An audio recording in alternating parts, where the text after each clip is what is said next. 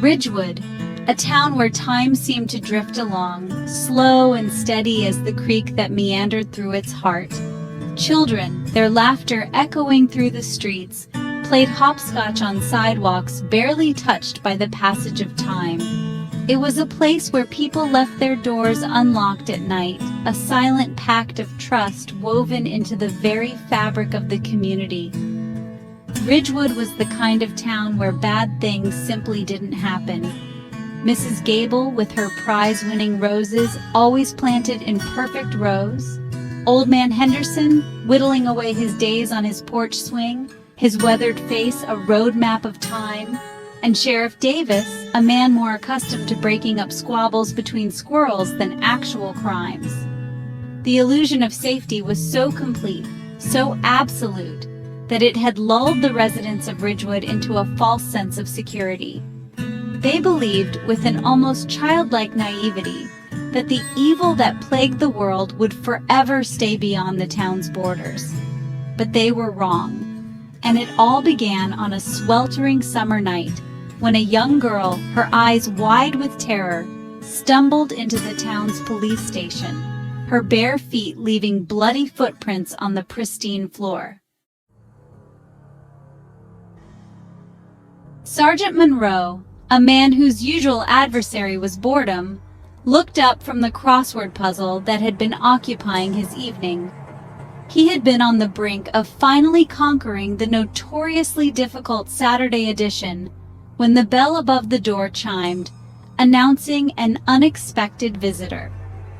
Frowning, he pushed his wire-rimmed glasses further up his nose, his gaze falling on the disheveled figure standing hesitantly in the doorway.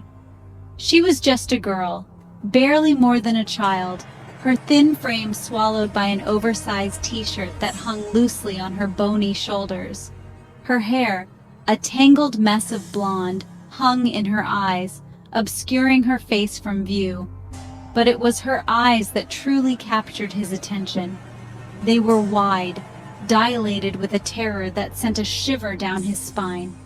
"Help me," she whispered, her voice barely audible above the hum of the overhead fluorescent lights. "Please, he'll find me." Her words, fragmented and desperate, tumbled out in a torrent of fear. Something about the girl's demeanor, the raw panic that radiated from her very being, set off alarm bells in Sergeant Monroe's mind. "It's okay, sweetheart," Sergeant Monroe said, his voice a soothing balm against the storm of her fear. He rose from his chair, his movements slow and deliberate, as if approaching a wounded animal. "You're safe now. Just tell me what happened." He gently guided her towards a chair, his hand resting reassuringly on her shoulder. She flinched at his touch, her body tensing as if expecting a blow. It was a small, almost imperceptible reaction, but it spoke volumes. She told him her name was Emily Carter, and that she had been taken, snatched from her own backyard while her parents were none the wiser. Her voice, when she spoke, was barely a whisper, each word a Herculean effort. She spoke of a man, a shadowy figure who had kept her locked away in a dark, dank basement. Her captor, a man she knew only as Victor, had lured her with the promise of helping find her lost dog, a ruse that had turned into her living nightmare. Days bled into nights, marked only by the meager meals he shoved through a slot in the door, and the sound of his heavy footsteps echoing in the hallway outside her prison. He told her she was his now, his little secret, and that no one would ever believe her story. But Emily, despite the terror that threatened to consume her, clung to hope. And then one day, a stroke of luck. Victor, in his haste, had left the basement door ajar. The house on Willow Creek Lane stood as a testament to neglect, its paint peeled, revealing the wood beneath like the bones of a long-dead animal. The windows, most of them boarded up, stared out at the world with a vacant, almost accusing gaze. The lawn, once a vibrant green, had surrendered to weeds, their tangled stems reaching up like grasping claws. It was a place that seemed to absorb the sunlight, casting long, ominous shadows that stretched out like fingers, beckoning the unwary closer. Sergeant Monroe, his gut churning with a growing unease, approached the house with caution. He had seen his fair share of crime scenes in his years on the force, but there was something about this place that sent a shiver down his spine. It was as if the house itself was a living, breathing entity, its walls saturated with the residue of countless horrors. The inside of the house was worse than he could have ever imagined, but it was the basement that truly chilled him to the bone. The basement was a nightmare brought to life. The air was thick with the metallic scent of blood, and the floor was littered with debris. Chains hung from the walls, their rusted links a testament to the horrors that had transpired within those concrete walls. A makeshift mattress, stained and torn, lay in the corner, a chilling reminder that Emily was not the first victim to be held captive within this hellhole. And then he saw them. Photographs, dozens of them, pinned to the wall with a meticulousness that spoke of a disturbed mind, reveling in its own depravity. The faces staring back at him were young, their eyes wide and innocent, their smiles frozen in time. They were just faces, but to Sergeant Monroe they were so much more. They were daughters, sons, friends, their lives brutally cut short, their stories left untold. These weren't just photographs. They were trophies, grim reminders of the monster who had walked among them. The disappearance of Emily Carter sent shockwaves through the once peaceful town of Ridgewood. The very foundation of their community, built on trust and shared values, crumbled in the face of such unimaginable evil. Fear, like a virus, spread through the streets, infecting every conversation, every interaction. Parents clutched their children closer, their eyes darting around nervously, suspecting danger lurking in every shadow.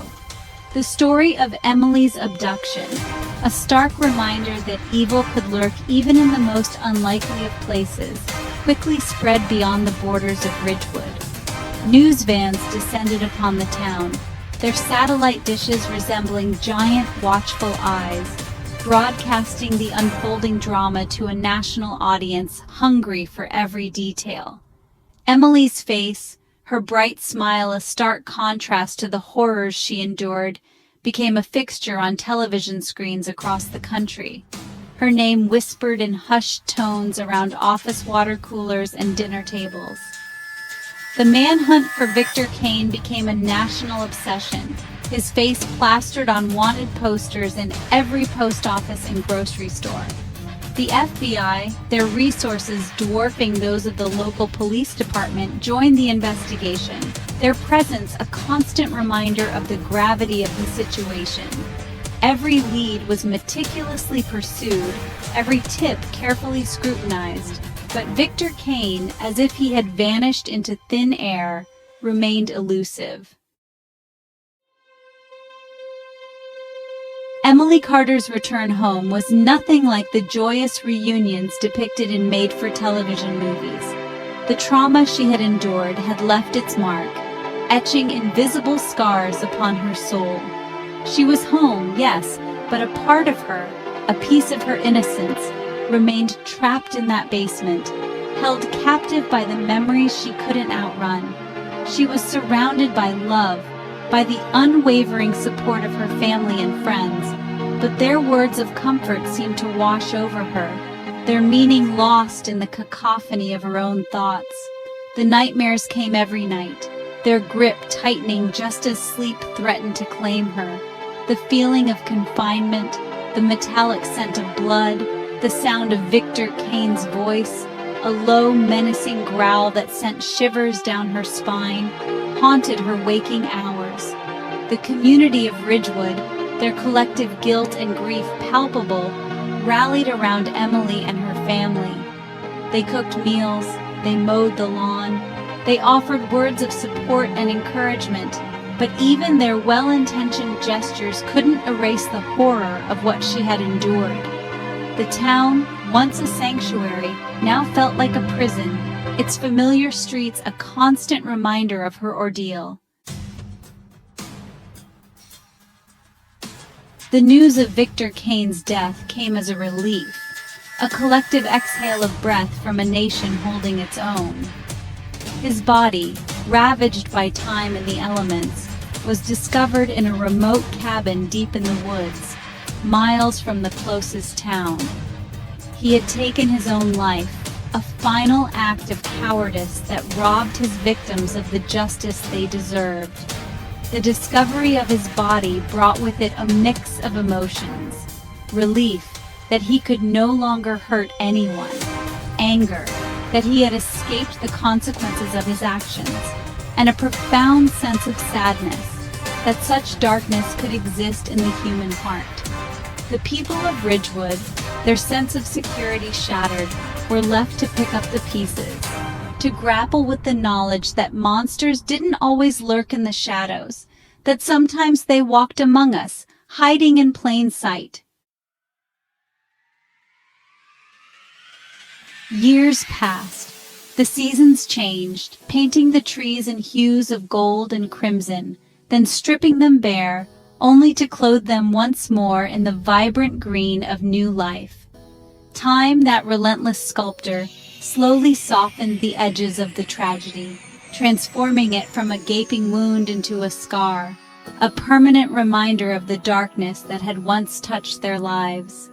Emily Carter, the girl who had once been a symbol of innocence lost, emerged from the crucible of her ordeal a beacon of hope.